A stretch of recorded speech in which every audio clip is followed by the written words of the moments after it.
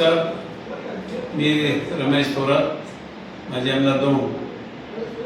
या ठिकाणी मला एक गोष्टीचा उल्लेख करायचा आहे की भीमा पाटील सहकारी साखर कारखाना हा 1980 साली स्वर्गीय मधुकाका चितोळे यांनी तो चालू केला आणि त्याला जवळपास मला वाटतं 48-49 वर्षे झाली असतील म्हणजे त्या कारखाना उभा करून.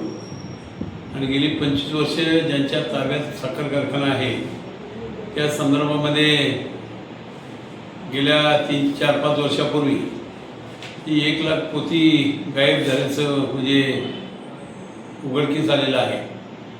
आणि त्या सगळ्या गोष्टी थोड्या भयानक आहेत. आणि म्हणून जनरल मीटिंग झाली आपल्या कारखान्याची.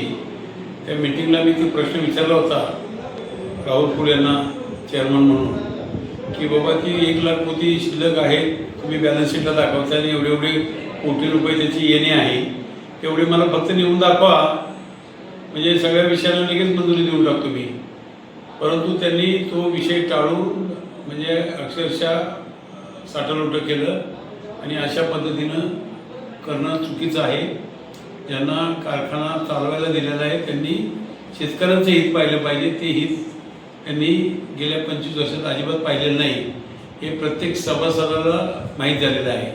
जवळपास 52,000 शेतकरी या कारखान्याचे सभासद आहेत. 52 कोटीचे शेअर आहेत आणि जवळपास 50 कोटीच्या ठेवी शेतकरी सभासदांच्या गेल्या 48-49 वर्षाच्या आहेत.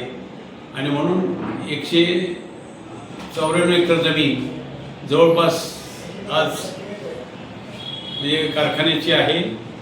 आणि त्यातली जवळजवळ 50 एकर जमीन स्वर्गीय मधुकाका चितोळे यांनी स्वतःची दान केलेली आहे.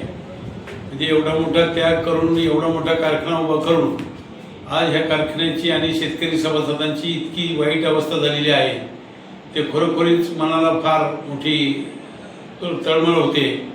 आणि म्हणून कुठल्याही परिस्थितीमध्ये या संदर्भामध्ये आम्ही साखर आयुक्तांना प्रश्न विचारलेला आहे आणि त्यांना सांगितलेलं आहे की कुठल्याही परिस्थितीमध्ये की ह्या गोष्टीची चौकशी कसून झाली पाहिजे.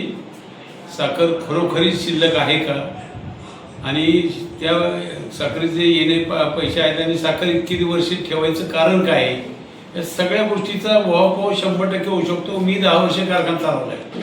10 वर्षात माझ्या कारकिर्दीत त्यांनी कुठलाही कायदा दाखव ते म्हणतात 92 सालापासून चौकशी करा.